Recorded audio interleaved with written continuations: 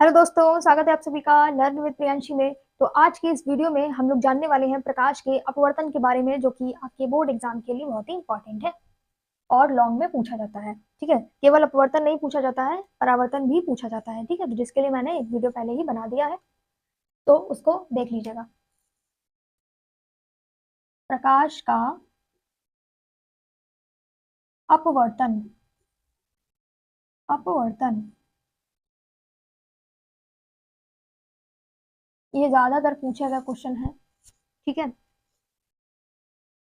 पिछली वीडियो में हमने देखा था, प्रकाश के परावर्तन को समझा था, जाना था। ठीक, क्या था प्रकाश का परावर्तन, थोड़ा सा रिवाइज करते हैं ताकि आप लोगों को अपवर्तन समझ में आ जाए। ये क्या है? ये था एक समतल। ठीक, यहाँ से एक किरण आती है और इस बिंदु पर आकर यहाँ से वापस चली जाती है। एक थोड़ी टेढ़ी हो गई है किरण, लेकिन कोई बात नहीं, आप लोग सीधी बनाना। ठीक है, तो ये जो किरण आ रही है और यहाँ से ये जो किरण जा रही है, इस किरण को हम लोग कहते थे आपतित किरण, और ये जो जा रही है इसको कहते थे परावर्तित किरण। ठीक है, इनके बीच में एक कवाब में हड्डी आया था, जिसका नाम हमने क्या रखा था? अभिलंब रखा था। इस बिंदु को, ये जो लंब पड़ रहा है ये अभिलंब है, और ये जो बिंदु है ये आपतन बिंदु है। आपतन बिंदु याद आ गया? चलो, अच्छी बात है। एंगल क्या थे? आपतन कोण और परावर्तन कोण, जो कि एक दूसरे के बराबर थे। ठीक है, अब बात आती है अपवर्तन की, कि अपवर्तन क्या होता है। तो इसको एक डायग्राम से समझ लो पहले। यहीं पे बना लेते हैं डायग्राम। देखो, ये एक लाइन हो गई, एक ये लाइन हो गई। ठीक है, दिख रही है सभी को? यहाँ से क्या है कि प्रकाश की किरण आएगी, यहाँ पर आएगी इस बिंदु पर, और यहाँ से थोड़ी सी अपने मार्ग से विचलित हो जाएगी। ठीक, ये कौन सा माध्यम है? विरल माध्यम। कौन से माध्यम में जा रही है? ये सघन माध्यम में। विरल माध्यम से आ रही है, सघन माध्यम में जा रही है। ठीक, आगे बात समझ में? एक एंगल यहाँ है, एक एंगल यहाँ है, एंगल आर है, एंगल आई है। ठीक है, अब भाई देखो जरा इसकी डेफिनेशन। प्रकाश का परावर्तन, सॉरी अपवर्तन। ठीक है, तो क्या होता है प्रकाश का अपवर्तन? जब कोई प्रकाश की किरण विरल माध्यम से सघन माध्यम में जाती है, तब वो अपने मार्ग से थोड़ी सी विचलित हो जाती है, जैसे कभी कभी आप लोग भी हो जाते हैं। ठीक है, तो क्या होता है कि वो अपने मार्ग से थोड़ी सी विचलित हो जाती है, जिसको हम लोग प्रकाश का अपवर्तन कहते हैं। ठीक, लिखना है, चलो लिख लेते हैं। जब कोई प्रकाश की किरण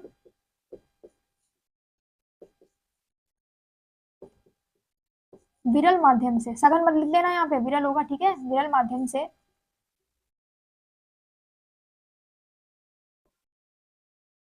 सघन माध्यम में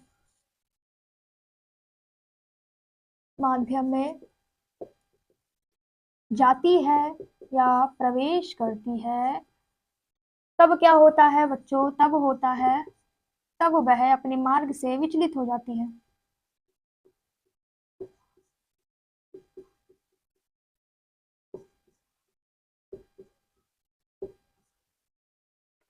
विचलित हो जाती है।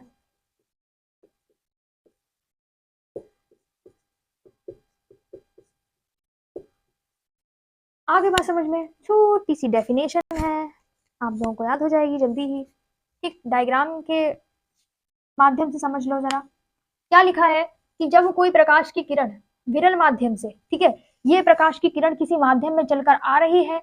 कौन से विरल माध्यम से चलकर आती है, और यहाँ पर आती है जब समतल पर। ठीक है, तब क्या होती है, वह अपना मार्ग जो है वो थोड़ा सा अलग कर लेती है, थोड़ा सा विचलित कर लेती है।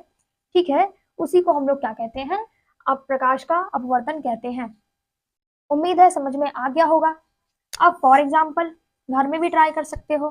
ठीक, अगर मार ना पड़े तो घर में क्या ट्राई कर सकते हो कि जैसे कि आपने एक ग्लास लिया, स्टील का नहीं, कांच का ग्लास लिया। ठीक है, उसमें क्या करा, एक छड़ डाली, या फिर छोड़ो, पेंसिल डाली, ठीक है, पेंसिल जब आप इसमें डालेंगे, जैसे कि क्या है, ये पेंसिल है, ठीक है, दोनों पेंसिल मान लो जुड़ी हुई हैं आपस में, मानने में क्या जाता है, तो देखो ये पेंसिल है, ठीक है, तो ये जो पानी के बाहर का हिस्सा है, ठीक है, वो तो आपको जैसा आपने डाला था वैसा ही दिखाई देगा, लेकिन ट्विस्ट तब है जब ये पानी के अंदर का जो हिस्सा है वो आपको कुछ टेढ़ा सा दिखाई देगा, ठीक है, ऐसा नहीं दिखाई देगा, ऐसा दिखाई देगा, ठीक। तो यही क्या है, प्रकाश का अपवर्तन है, कि जब ये कोई भी प्रकाश की किरण विरल माध्यम से सघन माध्यम में जाएगी तब वो अपने मार्ग से थोड़ा सा विचलित हो जाएगी, जिसको हम लोग प्रकाश का अपवर्तन कहेंगे। एग्जाम्पल के तौर पे आप लोग जैसे पानी में सिक्का डाल के देख सकते हैं, बाल्टी में पानी लेना, उसमें एक सिक्के को डुबो देना, ठीक है, पानी में पड़े हुए सिक्का या पड़ा हुआ सिक्का, सिक्का। दूसरा एग्जाम्पल, तारों का टिमटिमाना, होते कहीं है दिखते कहीं है, तारों का टिमटिमाना, ठीक। और तीसरा एग्जाम्पल जो हमने अभी लिया, तीसरा क्या था, पानी में डूबी हुई छड़, पेंसिल डाल के देखना पानी में, पता चल जाएगा, ठीक है। उम्मीद है ये टॉपिक समझ में आया होगा, ठीक है। अच्छा हाँ, एक चीज और देखो, जब हमने प्रकाश के परावर्तन की बात करी थी तब क्या कहा था कि जो एंगल है, ठीक है, ये जो एंगल है, एंगल आई और एंगल आर, ठीक है, जिसको हम लोग आपतन कोण और परावर्तन कोण कहते हैं, वो बराबर था। लेकिन अपवर्तन में क्या होगा कि ये जो, अरे भाई, ये जो आपतन कोण है, ठीक है, ये जो आपतन कोण है वो क्या होगा, परावर्तन कोण के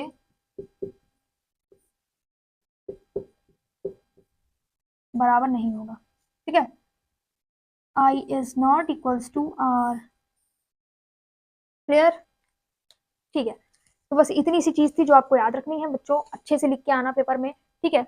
जब हमने परावर्तन की बात करी थी तब मैंने उसमें ये भी बताया है कि आपको क्वेश्चन लिखना कैसे है, ठीक है, क्योंकि क्वेश्चन लिखने का भी तरीका होता है, एग्जामिनर को लगना चाहिए कि हाँ बच्चे को अच्छे से आता है, ठीक है। कभी कभी आपको जो आप लिखने का तरीका होता है ना उससे भी आपको नंबर मिल जाते हैं, इसीलिए मैं बोल रही हूँ कि हेडिंग डाल डाल के लिखेंगे ना तो आपको नंबर अच्छे मिलेंगे, ठीक है। डायरेक्ट कोई भी आंसर नहीं लिखा जाता है, उसको हेडिंग डालो अच्छे से, ठीक है। अच्छे का मतलब ये नहीं उसमें फूल पत्तियां बनाने लगो, ठीक है। बोर्ड की कॉपी लिखने का यही तरीका है कि आप उसमें किसी भी क्वेश्चन की पहले हेडिंग डालेंगे, ठीक है,